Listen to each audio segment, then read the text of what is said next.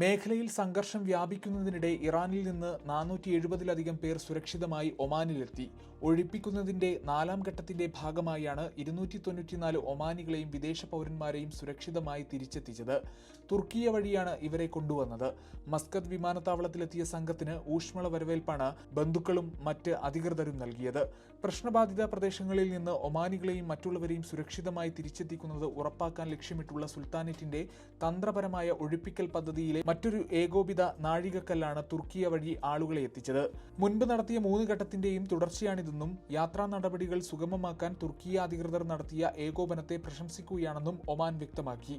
5ാം ഘട്ടത്തിന്റെ ഭാഗമായി ഇറാനിയൻ നഗരമായ മഷാദിൽ നിന്ന് 181 ഒമാനി പൗരന്മാരെയും മറ്റു വിദേശികളെയും മസ്കത്തിലെത്തിച്ചു.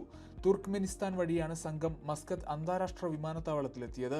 പ്രാദേശിക സംഘർഷങ്ങളുടെയും അനിശ്ചിതത്വത്തിന്റെയും സമയത്ത് പൗരന്മാരെ പിന്തുണയ്ക്കുന്നതിനുള്ള ഒമാന്റെ വിശാലമായ പദ്ധതിയുടെ ഭാഗമാണ് ഈ ഒഴിപ്പിക്കലുകൾ.